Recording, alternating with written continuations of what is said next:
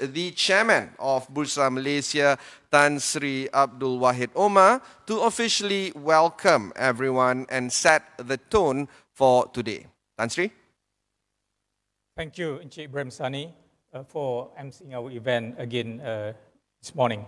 Bismillahirrahmanirrahim. Yang berhormat Senator Tengku Datuk Seri Zafrul, Tengku Abdul Aziz, our Minister of Finance, yang berbahagia Datuk Syed Zaid Alba, Chairman of the Securities Commission of Malaysia, our partners from Maybank, Chairman Datuk Moyani, CEO Datuk Farid, and other colleagues, yang berbahagia CEO for Bursa Malaysia, Datuk Muhammad Umar Swift, our distinguished panel of speakers, members of the media, ladies and gentlemen, Assalamualaikum warahmatullahi wabarakatuh, and a very good morning. Welcome to the 16th edition of Invest Malaysia 2020. Let me begin by expressing our heartfelt appreciation to our Minister for joining us this morning despite his busy schedule. It's only 9 a.m. and our Minister Tengku Zafrul is already on his third appointment this morning after the first interview with Bloomberg and after that a meeting with some fund managers. Indeed, it's a very busy schedule for him, and we appreciate his commitment towards us this morning. And to all our participants, I hope you are safe and in good health, wherever you may be. Thank you for attending our Invest Malaysia 2020. Ladies and gentlemen, please allow me to cover three areas in my welcoming address this morning. First, on the new direction and approach for Invest Malaysia 2020. Since our launch back in 2004, Invest Malaysia has become synonymous as the platform to discuss, dialogue and debate actions that will inject greater dynamism and vibrancy into our capital market. It is the stage that highlights Malaysia's unique value propositions. This year, however, we are convening Invest Malaysia virtually for the first time, given the cross-border travel restrictions, and to ensure everyone's health and safety. We are indeed fortunate that technology has enabled us to broaden our reach globally, with close to 1,000 institutional investors, public listed companies, and partners across the globe joining us for this year's capital market conversation. Rest assured that this virtual platform will still deliver an enhanced and interactive Invest Malaysia experience, providing insights from decision makers and industry captains to you. The theme for this year's Invest Malaysia is Recover, Advance and Sustain, and it aims to bring out meaningful conversations from around Malaysia's economic recovery from COVID-19. In addition, we will share marketplace advances that are being put in place to ensure long-term sustainable growth. Invest Malaysia 2020 will adopt a more targeted approach by having our capital market conversations in thematic series, enabling us to focus on target sectors. These will be more effective and allow greater clarity on our efforts to ensure long-term sustainable growth of our marketplace post-COVID-19. Now, to further promote inclusivity amongst the investing community, we will be streaming selected sessions live through our Bursa Marketplace Facebook page. This will enable more retail investors' participation and empower the next-gen investors, which is a key focus area for the exchange. Ladies and gentlemen, the world is going through an unprecedented healthcare crisis. Assessing the economic impact of COVID-19 has been challenging due to the extreme speed in which this crisis has unfolded. Foreign outflows from the country's capital markets have persisted throughout the period as investors remain cautious. However, this phenomenon is not only unique to Malaysia, but experienced by all emerging equity markets in Asia. And this brings me to the second topic on Bursa Malaysia's purpose as the marketplace for investors, business and intermediaries alike. While there were calls to suspend trading, we believe having continued and reliable access to the Malaysian capital market is vital for immediate and long-term market confidence. To aid in the recovery of the market, Bursa Malaysia, together with the Securities Commission, introduced various relief measures aimed at lessening the financial burden and provide greater flexibility for our stakeholders to navigate through this challenging period. Amidst the many uncertainties, the Malaysian economy has been a success story of perseverance, stability, and inclusion spanning over 6 decades. Our strong fundamentals have provided some resilience against volatility in the global economy. According to the World Bank, while Malaysia, like many other economies, have been deeply affected by COVID-19, our diversified economic structure and sound track record of macroeconomic management are some of the factors that have contributed to our resilience. And this makes Malaysia well placed to recover from this crisis. And this is reflected by our benchmark FBM KLCI index being the best performing index among the ASEAN markets, declining by only 5.5% in the first half of 2020 to 1,501, compared to the 19.6% decline in Singapore's STI and 15.2% decline in Thailand's SCT index over the same period. It also outperformed regional peers during this COVID-19 period.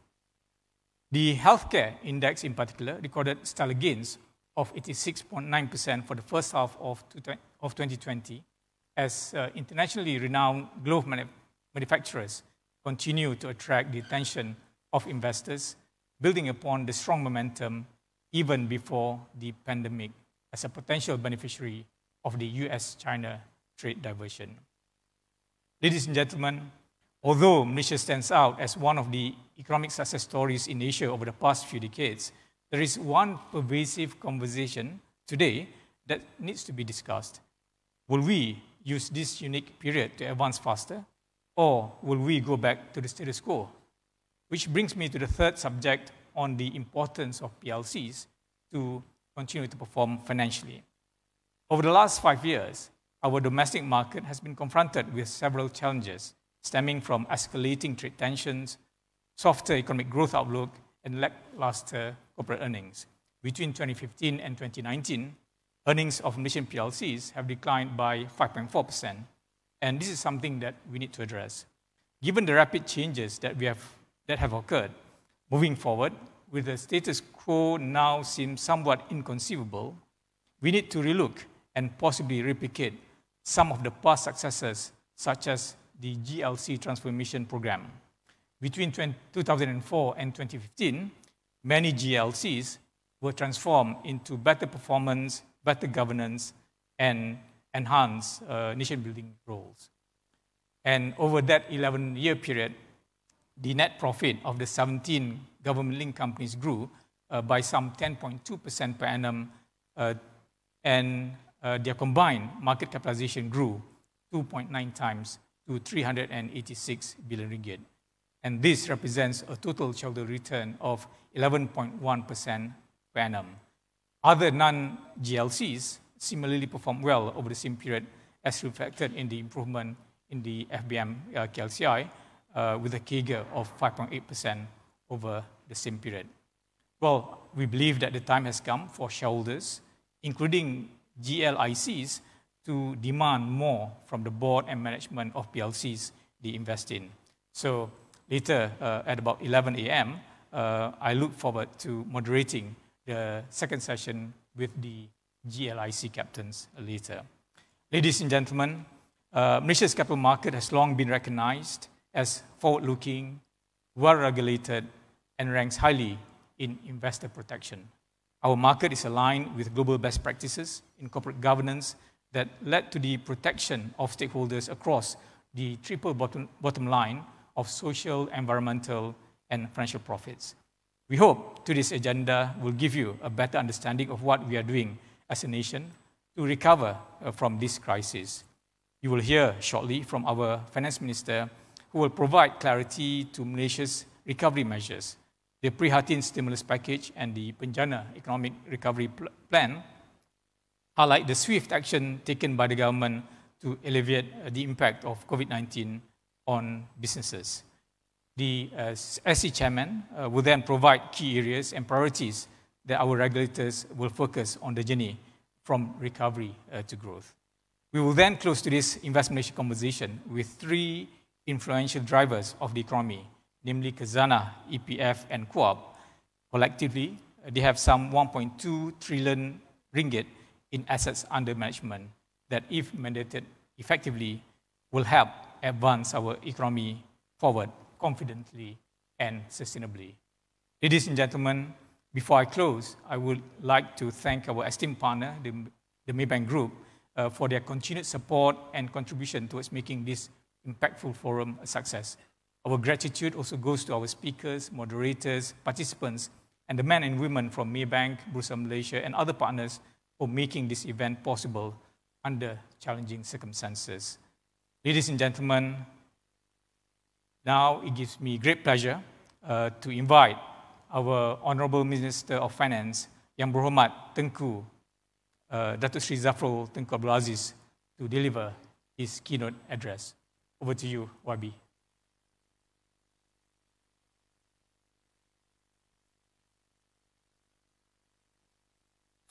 Thank you, Tan Sri Abdul Wahid Omar. We now cross over to Putrajaya to have the Honourable Minister of Finance. Thank you, Tan Sri Abdul Wahid Omar, Chairman of Bursa Malaysia Berhad, Yang Berbahagia Datuk Syed Zaid Alba, our Executive Chairman of Securities Commission Malaysia, Datuk Omar Swift, Chief Executive Officer Bursa Malaysia, Datuk Mohaini Samsudin, Chairman of Maybank, Datuk Abdul Farid alias Group President and CEO of Maybank.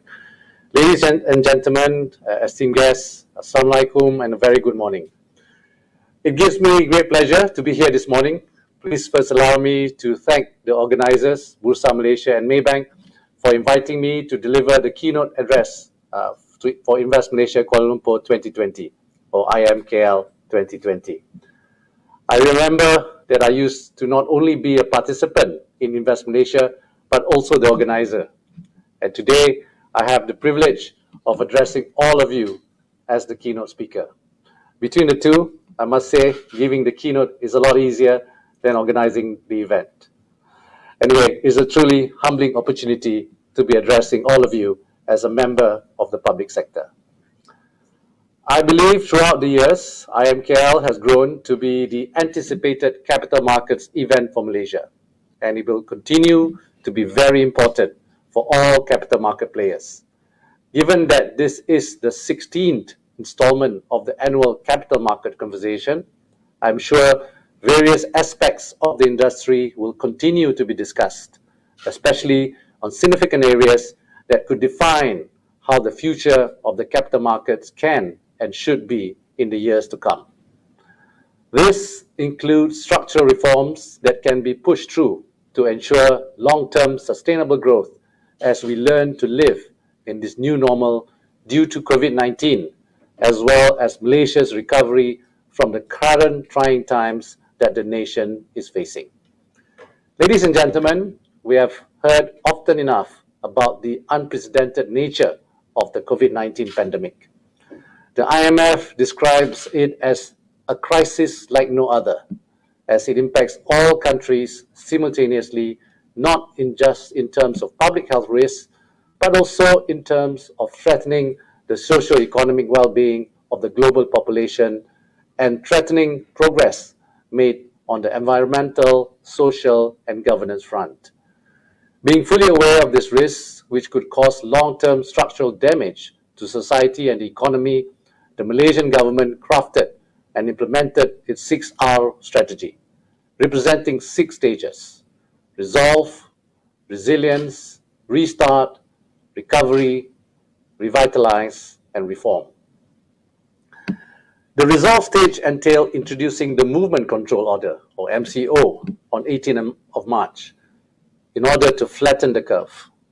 Apart from firmly enforcing a necessary lockdown and constantly educating the public, we also enhance our public health capacity to ensure we will be able to manage any increase in infections. Thankfully, the number of infections and life loss were brought under control in a matter of weeks, and our efforts have been acknowledged globally. However, just like other countries, our economy has been impacted due to containment measures. Thus, under stage 2 of the strategy, which is resilience, we introduced the Prihatin and Prihatin SME Plus economic stimulus packages on 26th of March and 6th of April, respectively, totaling 260 billion ringgit with 3 broad thrusts. Firstly, to protect the people. Secondly, to support businesses. And thirdly, to strengthen the economy. The measures under these packages helped save almost 2.6 million jobs and benefited around 800,000 businesses. Nevertheless, the government recognizes the need to do more, particularly in terms of regenerating the economy, creating jobs, as well as bringing back consumer and investor confidence. On 4th of May, on the back of the improving public health situation and having met the 6 criteria outlined by the WHO, the government reopened the economy. Restart was the 3rd stage of the 6R strategy, and we saw workers gradually returning to work and businesses reopening. We are now in the stage 4 of the strategy, namely recovery, which was when we launched the National Economic Recovery Plan, or PENJANA, on 5th of June. Based on engagement sessions with over 100 stakeholders from both the public and private sectors, PENJANA outlines our short-term economic recovery plan, collectively valued at 35 billion ringgit. The 40 initiatives were crafted to cover 4 main objectives. Number 1, enabling work and reducing unemployment. Number 2, ensuring affordability and providing liquidity. Number 3, digitalization and operating in the new norm. And lastly, increasing consumer and investor confidence. Based on our 6R strategy, stage 5 is to revitalize and stage 6 is to reform. I will touch upon this later as they comprise proposed measures under Budget 2021 to be announced in November 2020 and the 12th Malaysia Plan, which will be made public in January 2021. I am aware that the 295 billion ringgit figure under Prihatin and PENJANA stimulus packages is huge, and understandably, investors' concerns center around 3 main areas. Firstly, on our budget deficit and other macro indicators. Secondly, on the resilience and policies of Malaysia's capital markets. And thirdly, our policies to get the economy back on track for the short, medium, and long term. First, on our macro indicators. Yes, our budget deficit is likely to rise to between 5.8 to 6% this year, largely due to the 45 billion ringgit of fiscal injection by the government through Prihatin and PENJANA measures to protect lives, save jobs and businesses, and to ensure that Malaysia has the ability and capacity to quickly rebound when the global economy reopens. Most of these measures are either one-off or temporary, which will not have a permanent impact on government finances in the medium term. Additionally, whether this budget deficit is a cause for concern must be seen in the light of Malaysia's fiscal discipline and track record in managing its economy. Malaysia's budget deficit was 6.7% during the global financial crisis in 2009, and we managed to reduce this to as low as 2.9% in 2017. Moving forward, I can assure you that the government remains focused on preserving fiscal discipline to maintain the systemic strength and integrity of the economy. Our commitment is to reduce the fiscal deficit to below 4% of GDP over the next 3 to 4 years. Another macro number I would like to touch on is Malaysia's GDP growth. Our growth for 2020 has been estimated to be within the range of negative 3.8% to 0.5% by various agencies like Bank Negara Malaysia, IMF, and World Bank. This is wholly expected as more than 150 out of 195 countries in the world are expected to post negative growth in 2020. But what is most important is to ensure that a health crisis does not turn into a financial crisis. This is why Malaysia has rolled out Prihatin and Penjana. Based on our swift action, a few international agencies have forecasted Malaysia's GDP growth in 2021 to be in the range of 6.3% to 7.5%, subject to our continued success in managing COVID-19, as well as in steering and nurturing the economy towards recovery and growth.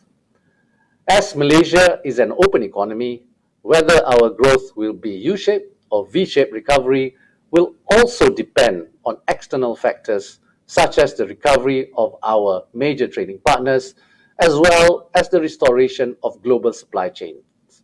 As on Monday, 6th of July, yesterday, we recorded only 5 new cases, with only 198 active cases and approximately 98% recovery rate. The rate of infections may have been low in our country, but the public has been constantly reminded against complacency. Everyone has been urged to continue complying with the SOPs for various sectors and activities in order to prevent new infections in the country. Ladies and gentlemen, the second factor I would like to touch on is on the health and resiliency of Malaysia's capital markets. Over the past decade, Malaysia's capital markets have grown by an average of 5.1% annually, valued at over 3 trillion ringgit, is now twice the size of our GDP. This is represented almost equally in terms of total equity market capitalization, as well as the value of bonds outstanding. We have seen positive sentiment in our equity market, supported by both domestic, retail, and institutional investors. As at end of June, the FBM KLCI has shown resilience relative to other countries. Within ASEAN emerging markets, we are the best performing market. Furthermore, as at market close yesterday, the FBM KLCI is close to recouping over 200 billion ringgit in market capitalization, taking the market cap back to levels seen at the start of the year.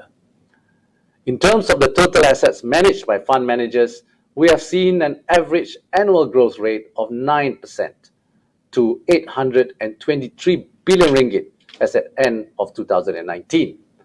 This was driven by investments in unit trust funds, which saw average annual growth of 8.7% throughout the same period, with a total net asset value of 482 billion ringgit.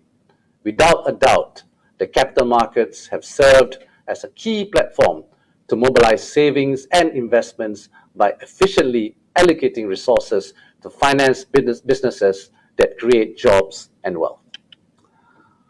On 4th of May this year, Malaysia began its recovery phase. In May alone, we saw the average daily trading value increase by 65% compared to April. We also saw a record high for the daily trading value of 9 billion ringgit. Daily volume of 11 billion shares was hit in the same month, a level not seen since 2010. This reflects investors' optimism in the gradual reopening of Malaysia's economy underpinned by a low interest rate environment. In terms of trading, local retail investors have bought a net of more than 6 billion ringgit as at end of June this year, with average daily trading value or ADV of 900 billion ringgit. This is about 90% of local institutional ADV. This is further supported by 128% in ADV compared to an average annual growth of 9.7% for the past 3 years. As they say, behind every crisis, there is an opportunity. We believe that investors returned to the Malaysian markets in May to invest in companies that will benefit not just from the reopening of the economy, but also from the raft of stimulus measures and tax incentives offered by the government. You need not take my word for this. If you are looking for objectivity, just look at the various global rankings that have also validated Malaysia's position on numerous metrics and are testimonial to our sound policies and measures. I am pleased to share that Malaysia ranks fourth globally in handling the COVID-19 crisis, according to the Toluna Black Box Index of Global Crisis Perceptions 2020, 12th in the World Bank's Ease of Doing Business 2020 report, 12th in the DHL Global Connectedness Index 2019, 26th in the Global Talent Competitiveness Index 2020, and 27th in the World Economic Forum's 2019 Global Competitiveness Index. Ladies and gentlemen, from those rankings, Malaysia's total approved investments is a testament of our position within the ease of doing business. In 2019, against a backdrop of challenging global environment, Malaysia recorded 208 billion ringgit in approved investments. Foreign direct investment, FDI, accounted for 40%, whereas domestic direct investment, DDI, was the rest. This has translated into more than 5,000 projects, which are expected to create more than 120,000 jobs.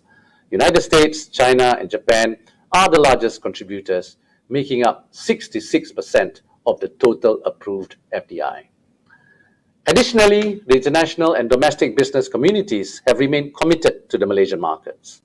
Over the years, many international companies and MNCs have started establishing vendor development programs and supply chain management initiatives with local companies and suppliers. These local suppliers have now become large manufacturers in their own right, and quite a few are now listed on our stock exchange, providing employment opportunities for our local talents. Earlier this year, 5 manufacturing and services projects by foreign investors worth 4.6 billion ringgit were approved in sectors such as electrical and electronics, as well as medical devices. Another notable example is B. Braun Medical Industries, which has invested more than 2 billion ringgit in manufacturing facilities in Malaysia. This has benefited more than 200 local SMEs in the medical device industry's supply chain ecosystem. In terms of our homegrown success stories, Press Metal Aluminium has established itself as the largest integrated aluminium producer in ASEAN with an extensive global presence. From its modest beginning as a privately owned local aluminium extrusion company in 1986, they now have a market capitalization of more than 18 billion ringgit. There is a long list of other investors that firmly validate Malaysia's competitiveness and attractiveness as an investment destination. I would like to assure everyone that the government remains committed in supporting foreign investors, particularly those who add value to Malaysia's economic pillars beyond job creation, such as nurturing of Malaysian talent and companies towards becoming global players. Ladies and gentlemen, the third factor I would like to touch on are our policies to get the economy back on track. Before I talk about the medium and long-term plans for our economy, I would like to first highlight several investor-specific short-term recovery measures under Penjana. This includes incentives such as corporate tax exemption for 10 to 15 years for relocation of overseas manufacturing facilities to Malaysia, to take advantage of supply chain disruptions and making local supply chains more resilient. 100% investment tax allowance for 3 years for new investment in manufacturing sectors, and expedited manufacturing license approval for non-sensitive industries within 2 working days. The objective of these measures is to attract investors, which is interlinked with 3 other Penjana objectives I outlined earlier, which are firstly, to generate jobs, secondly, to ensure affordability and provide liquidity, and thirdly and lastly, digitalization and operating in the new norm. It is important for us to ensure investments keep coming in, while also seizing the opportunity from trade divergence and attracting multinational companies to relocate to Malaysia. Next, on our medium and long-term plans. Moving forward, as part of our 5th and 6th phases of the 6R strategy, the revitalized stage will be represented by our budget 2021, while the reform stage will be in the 12th Malaysia Plan. Ladies and gentlemen, allow me to share some thoughts on Budget 2021. Budget 2021 will be framed across 4 broad themes, all of which center around creating a better government. These themes are: first, caring for the people; second, steering the economy; third, sustainable living; and fourth, enhancing public service delivery. First, on caring for the people. The first goals of the Prihatin and Penjana packages are to protect the rakyat and to empower the rakyat respectively. Moreover, Malaysians have shown the will to build a better society and have demonstrated it admirably during the nation's toughest months. Movements such as #KitaJagaKita or We Care For Us have witnessed Malaysians, young and old, coming together with NGOs and corporations to help their fellow Malaysians. From gathering donations for frontliners to providing food for vulnerable segments of society, the Malaysian spirit of unity in diversity shine bright. As such, the government believes that we can empower this spirit to build entirely new foundations for our economic and social systems to create a fairer and more wholesome future. This will require more effective engagement between government, the private sector, civil society, and the rakyat. Education and employment, social protection and social mobility will thus feature prominently in Budget 2021. Secondly, on steering the economy. Among the related areas under this theme include ensuring GDP growth for 2021, increasing FDI and consumer confidence, which I have touched upon earlier in my speech. An equally important area is enhancing the usage of technology and digitalization across various public and private sectors to spur economic growth. In this regard, the lockdown in March and April this year effectively accelerated the adoption of technology across the board, whether by individuals, SMEs, or corporates. Through Penjana, the government has allocated close to 1 billion ringgit to, among others, further encourage technological and digital adoption by SMEs and nurture digital innovation by startups. All these are part of the government's push towards being ready and competitive in the 4th Industrial Revolution. From the capital markets perspective, thanks to Bursa Malaysia and Securities Commission push on digital technology to enable more cost-efficient online trading and investment platforms, it is encouraging to see both retail and institutional investors embracing digitalization and taking advantage of a more seamless and cost-efficient means of equity trading. In the first quarter of this year, 74% of the average daily trading value done by retail investors were transacted online.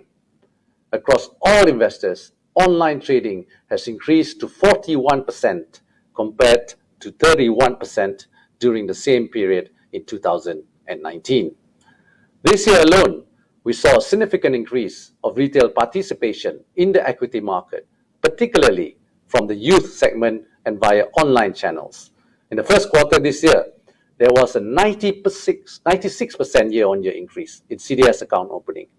Moreover, out of the 50,000 new accounts opened as at end of April, almost half were youth.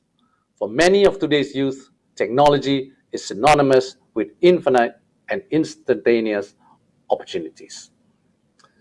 We've also seen deals reflecting the trust and confidence in our domestic fintech space. Recently, Great Eastern made a 300 million ringgit strategic investment in a newly formed digital financial services unit of Axiata Group. Today, I am pleased to announce that we will facilitate for greater diversity in intermediary models in the securities market, such as algorithmic trading platforms, digital-only brokers, and more. The SC, working in tandem with Bursa, will be enabling a more facilitative market structure, allowing for more flexible business models with more efficient capital structure. We believe that this will also spur greater innovation, create greater diversity in market participants, and most importantly, enhance value for investors. Bursa Malaysia, SC and Bank Negara have continuously introduced and supported measures to further increase the transparency, dynamism, and vibrancy of our capital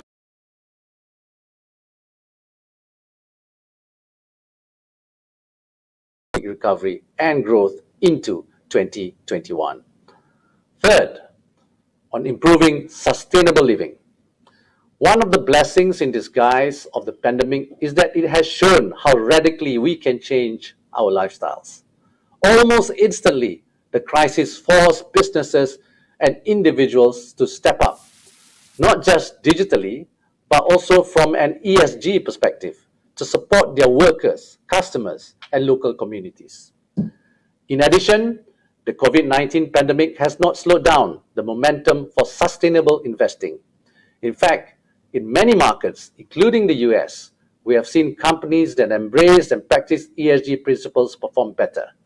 Over a 5-year performance period, the FTSE for Good US 100 has outperformed the US large cap with 80% cumulative returns relative to approximately 65% for the latter. Similarly, for Malaysia in May, our benchmark index for ESG-focused companies, the FTSE for Good Bursa Malaysia Index, outperformed the FBM KLCI with 1-month returns of 5.3% relative to 4.8% for the latter. The dividend yield for the FTSE for Good Bursa Malaysia Index was also higher at 4% relative to 3.8% for FBM KLCI and 3.7% for FBM Amas. Moreover, companies with good governance have shown better resiliency. As at end of April, the MSCI World Governance Quality Index is down by 5%, whereas the MSCI World is down by 10%. This is further supported by MSCI's research that companies with higher ESG score has a substantively lower cost of capital. In fact, we already have existing ESG-related incentives, such as tax exemptions and management fees incomes for fund management companies managing SRI funds and Sharia-compliant funds. The extension of tax deductions on the cost of issuing SRI Sukuk for another 3 years until assessment 2023, and extension of the Green Investment Tax Allowance and Green Income Tax Exemption until 2023. I would like to challenge companies to use the COVID-19 crisis as a springboard to either strengthen their ESG agenda or begin incorporating ESG principles within their business and operations. Environment is, of course, only one aspect of the equation. The crisis has highlighted more of the social and governance aspects of ESG, which the government has wholly taken to heart. The government always welcomes collaboration in this space. Fourth, on enhancing public service delivery. I would like to briefly touch on the LANGSUNG unit, which is the International Agencies of Economic Stimulus Coordination and Implementation Unit. LANGSUNG sits within the Ministry of Finance and is responsible for monitoring the implementation of Prihatin and Penjana measures. By coordinating real-time data feeds and data sharing across 53 ministries and agencies, LANGSUNG adopts a data-driven approach which enables more effective monitoring and tracking. The data collected is so granular, and when necessary, enhancements or interventions can be deployed more quickly and cost-efficiently, ensuring assistance is properly delivered. The government aims to be outcome-focused and support the rakyat and businesses in a more targeted manner. In short, it should not be merely about the amounts of funds disbursed, but whether the measures are impacting lives and livelihoods in a meaningful way. The results of these measures are also shared with the public on a weekly basis. Ladies and gentlemen, historically, Malaysia has remained resilient despite strong headwinds, including the Asian financial crisis and the global financial crisis, due to our sound economic fundamentals and well-developed institutional framework. Today, Malaysia's economy is also better diversified. Additionally, we have strong external position, supported by current account surplus, adequate level of international reserves, and large external assets held by banks and corporations. To date, Malaysia's foreign currency external assets continue to exceed its foreign currency liabilities at 95% relative to 45% for the latter. Together with a flexible exchange rate and a highly liquid and deep domestic government bond market, we do not have to rely much on external funding. Moreover, this is complemented by a deep and well-regulated financial market. The government is also committed towards ensuring effective delivery of public services, better governance, good management of public finance and structural reforms for the long-term sustainability and resiliency of the Malaysian economy. I trust our future plans set out earlier are clear, particularly in the terms of the 4 themes that will frame our budget for 2021. I hope this will set the tone for the deliberations and conversations throughout this event. We really need more innovative ideas on how to leverage digitalization and also how to incorporate ESG considerations into our forward planning to propel Malaysia ahead under the new normal, ensure that Malaysia will be more business and market friendly and grow investors' confidence. With that, I thank you for your kind attention. I would also like to thank the organizers again, Bursa Malaysia and Maybank, for their efforts in ensuring the capital market conversation continues in the foreseeable future. I wish everyone a productive day ahead and a very successful conference. Terima kasih.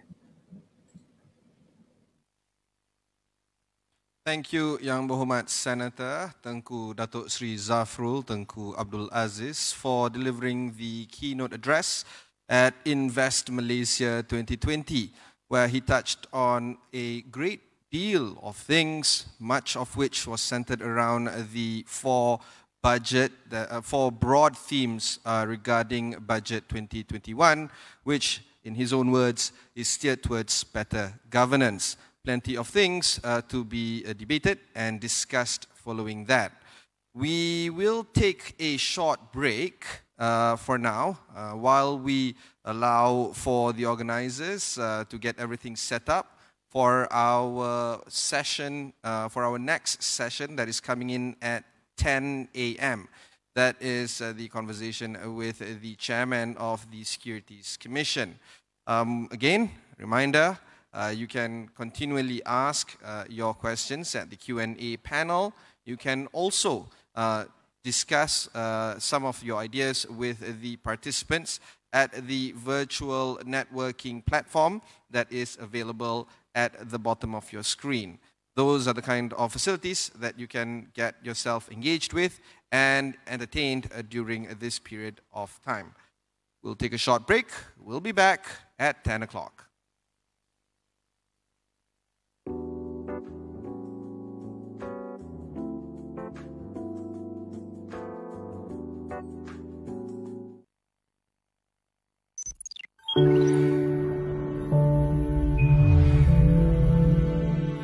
At Bursa Malaysia, we give you access to all kinds of doors, so you can profit from all kinds of opportunities.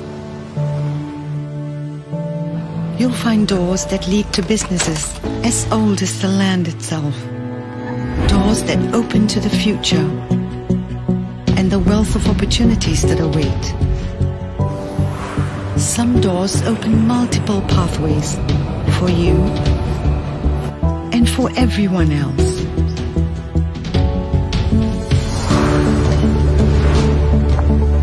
And they are supported by the doors that unlock the energy that powers everyday life. There are doors to solutions that are good for people and the planet. And doors that hold new ideas, new ways of connecting data that can change everything we think we know.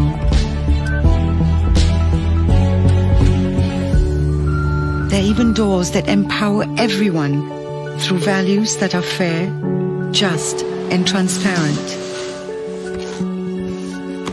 while others bring the world to us to shape our brightest minds. You can open doors that take you across the world with just a click, or give you access to the economic roots of the ASEAN. We connect businesses and investors of all sizes. At Bursa Malaysia, businesses raise funds and gain visibility, while investors seize opportunities to grow their wealth. Trust and rely on us.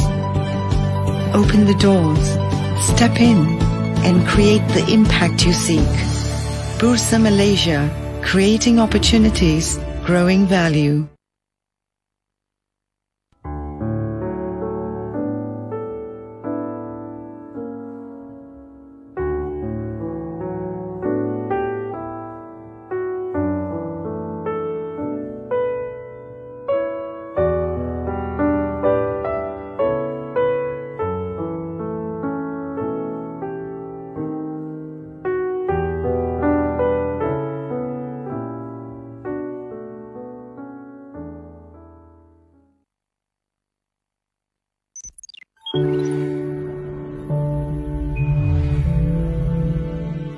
At Bursa Malaysia, we give you access to all kinds of doors, so you can profit from all kinds of opportunities.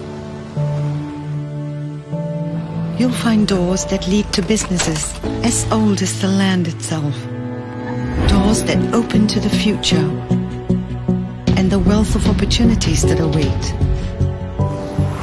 Some doors open multiple pathways for you and for everyone else.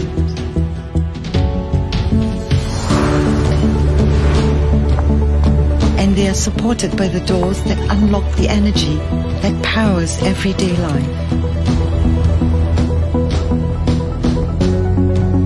There are doors to solutions that are good for people and the planet. Doors that hold new ideas, new ways of connecting data that can change everything we think we know.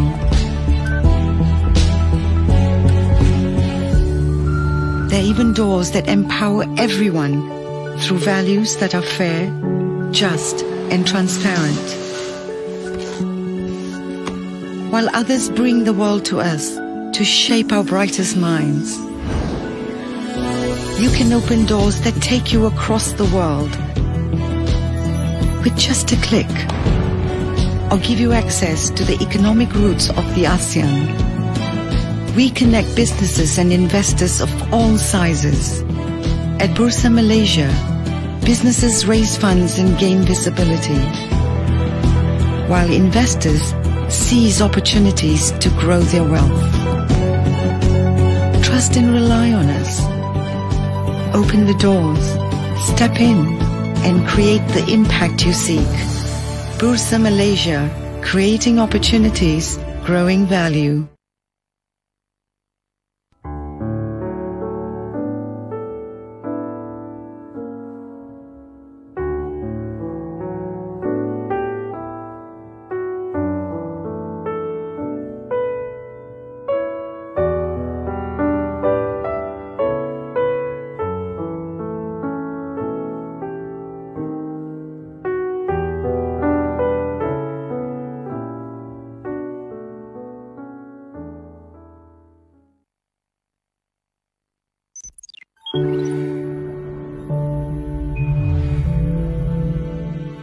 At Bursa Malaysia, we give you access to all kinds of doors, so you can profit from all kinds of opportunities. You'll find doors that lead to businesses as old as the land itself, doors that open to the future and the wealth of opportunities that await. Some doors open multiple pathways for you and for everyone else.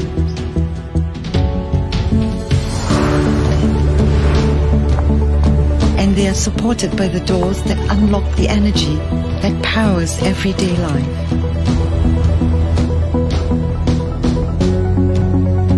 doors to solutions that are good for people and the planet. And doors that hold new ideas, new ways of connecting data that can change everything we think we know.